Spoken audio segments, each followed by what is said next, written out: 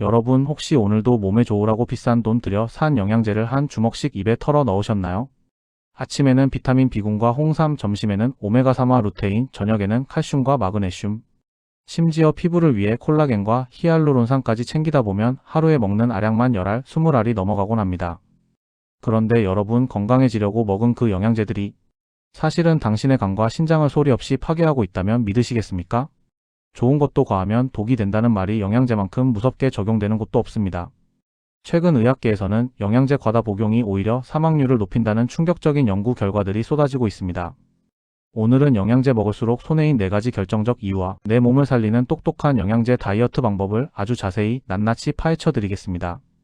짧은 영상으로는 영양제가 우리 몸속에서 일으키는 그 복잡하고 위험한 화학 반응을 다 설명해 드릴 수 없었습니다.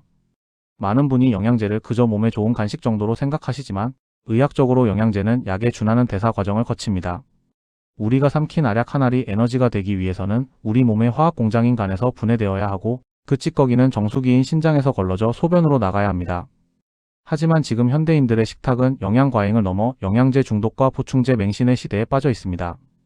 필요 이상의 영양 성분이 들어오면 우리 몸의 장기들은 24시간 쉬지 못하고 풀가동되며 결국 파업을 선언하게 됩니다. 도대체 어떤 영양제가 내 몸을 공격하고 왜 많이 먹을수록 오히려 암 발생률이 높아진다는 결과가 나오는 걸까요? 지금부터 영양제 과다 복용의 위험성과 실제 효과에 대한 불편한 진실, 그리고 여러분이 몰랐던 영양제 마케팅의 함정을 하나씩 파헤쳐 보겠습니다. 오늘 이야기를 끝까지 들으시면 영양제 쇼핑에 쓰던 수백만 원을 아끼는 것은 물론이고 진짜 건강을 되찾는 눈을 갖게 될 겁니다. 첫 번째 이유는 가장 치명적이고 즉각적인 위협인 장기 과부하와 독성 부작용입니다. 우리가 영양제를 먹으면 장에서 흡수된 뒤 간문맥을 통해 곧바로 간으로 전달됩니다. 간은 이 성분들을 우리 몸이 사용할 수 있는 형태로 재가공하거나 남는 성분들을 해독하여 안전하게 배출시키는 역할을 합니다. 그런데 최근 영양제 시장은 고함량 경쟁에 매몰되어 있습니다. 비타민 B군 1000%, 심지어 10000%라는 자극적인 수치로 소비자들을 유혹하죠. 우리 간 입장에서는 이것은 영양이 아니라 침략입니다. 감당할 수 없는 엄청난 양의 화학 성분이 쏟아져 들어오면 간세포는 염증 반응을 일으키고 수치가 급상승하게 됩니다. 특히 비타민 A, D, E, K 같은 지용성 비타민은 소변으로 배출되지 않고 체내 지방 세포와 간에 그대로 축적됩니다. 이 수치가 한계치를 넘어서면 간 독성을 유발하여 황달, 극심한 피로, 심하면 간경병까지 초래할 수 있습니다. 신장 또한 마찬가지입니다. 과도한 비타민 C나 칼슘 섭취는 신장의 필터 기능을 망가뜨리고 다 걸러내지 못한 성분들이 돌처럼 굳어 신장 결석을 만듭니다. 그 통증은 겪어보지 않은 사람은 상상조차 할 수 없을 만큼 고통스럽습니다. 여러분의 장기는 무한한 용량을 가진 쓰레기통이 아닙니다. 필요 이상의 영양제는 당신의 생명을 지탱하는 장기를 갉아먹는 무서운 독이 될 수 있습니다.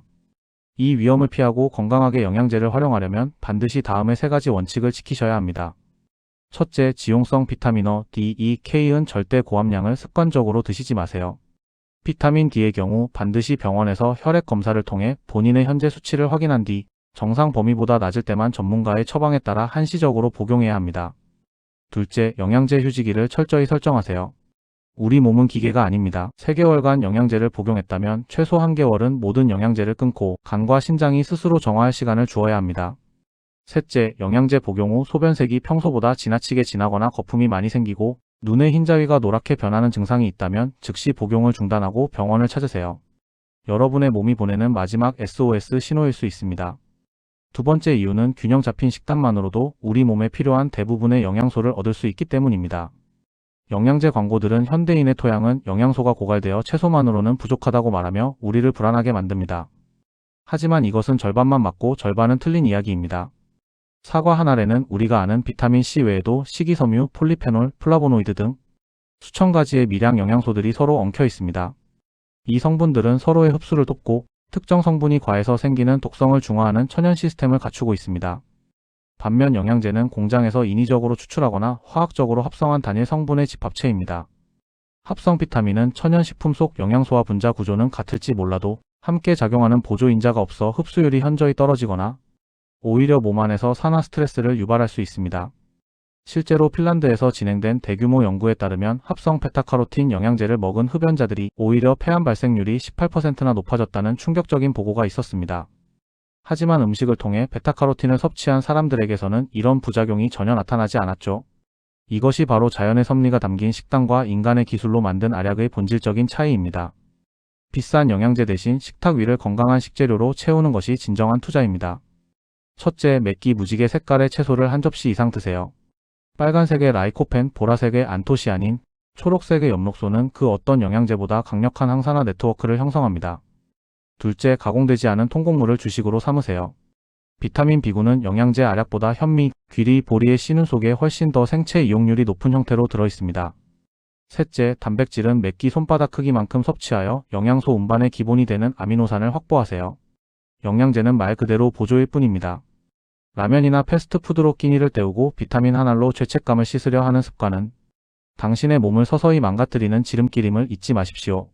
세 번째 이유는 영양제끼리 서로의 흡수를 방해하는 기량작용과 복용 중인 약물과의 충돌 때문입니다. 많은 분이 영양제를 많이 마시면 마실수록 시너지 효과가 날 것이라 기대하지만 현실은 정반대인 경우가 많습니다. 예를 들어 뼈 건강을 위해 칼슘을 먹고 빈혈 예방을 위해 철분을 함께 드시는 분들이 많죠. 하지만 칼슘과 철분은 우리 몸속의 흡수 통로가 같습니다. 이 둘을 동시에 먹으면 서로 먼저 들어가려고 싸우다가 결국 둘 다 제대로 흡수되지 못한 채 대변으로 나가버립니다. 비싼 돈을 들여 산 영양제를 그냥 변기 속으로 흘려보내는 꼴입니다. 더 무서운 것은 여러분이 이미 병원에서 처방받아 먹고 있는 약과의 상호작용입니다. 심혈관 질환 예방을 위해 아스피린이나 혈전 용해제를 드시는 분이 오메가3나 은행잎 추출물을 과하게 복용하면 혈액이 너무 묽어져서 작은 상처에도 지혈이 되지 않거나 뇌출혈 위험이 높아질 수 있습니다.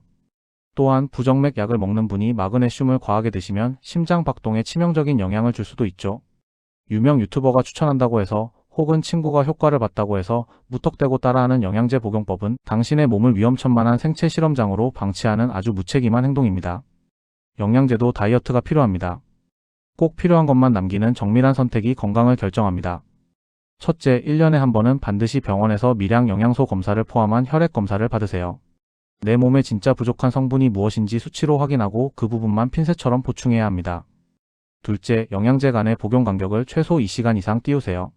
종합 비타민과 미네랄은 식사 중에 드시고 유산균은 공복에 드시는 등 성분별 특성에 맞는 골든타임을 지켜야 흡수율을 극대화할 수 있습니다.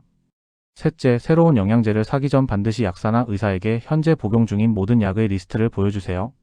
전문가의 검토 한 번이 예기치 못한 약물 부작용으로부터 여러분의 생명을 지키는 가장 확실한 방패가 됩니다. 마지막 네 번째 이유는 우리가 건강 공포 마케팅에 속아 불필요한 비용과 건강을 낭비하고 있기 때문입니다. TV 건강 프로그램이나 SNS를 보면 이걸 안 먹으면 금방이라도 큰 병에 걸릴 것 같다는 공포를 심어줍니다. 하지만 냉정하게 생각해 보십시오. 우리 조상들이 영양제 없이도 건강하게 장수한 비결은 무엇이었을까요? 그것은 바로 제철에 나는 정직한 음식과 적절한 신체활동 그리고 충분한 휴식이었습니다. 영양제 회사는 여러분의 건강보다 매출이 우선일 수 있다는 사실을 잊어서는 안 됩니다. 검증되지 않은 고가의 해외 직구 영양제나 연예인 마케팅에만 치중한 제품들은 정작 중요한 원료의 품질이나 안전성 검증은 뒷전인 경우가 허다합니다. 심지어 일부 제품에서는 중금속이나 허용되지 않은 약물 성분이 검출되어 회수되는 사건도 빈번하게 일어납니다. 남들이 다 먹으니까 나만 안 먹으면 뒤처지는 것 같다는 불안감, 그 포모 증후군이 당신의 간을 병들게 하고 통장 잔고를 갉아먹고 있습니다. 이제 마케팅에 휘둘리지 않는 똑똑한 소비자가 되어야 합니다. 첫째, 제품 뒷면의 원료명 및 함량을 읽는 법을 배우세요. 앞면의 화려한 광고 문구보다 뒷면의 작은 글씨 속에 진실이 숨어 있습니다. 첨가물이나 부영제가 너무 많은 제품은 피하는 것이 좋습니다. 둘째, 가격이 비싸다고 무조건 좋은 것은 아닙니다. 오히려 과도한 광고비가 포함된 거품일 가능성이 높으니 성분의 순도와 제조, 공정의 안전성 GMP 인증 등을 먼저 확인하세요. 셋째, 나만의 영양제 우선순위를 정하세요. 모든 영양제를 다 먹을 수는 없습니다.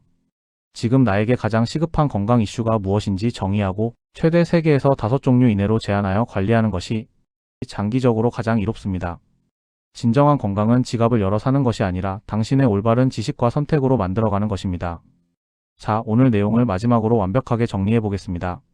첫째, 고함량 영양제의 과다 복용은 우리 몸의 화학 공장인 간과 신장에 치명적인 과부하를 줍니다. 둘째, 알약은 자연식품이 가진 완벽한 영양 밸런스와 흡수율을 절대 따라올 수 없습니다.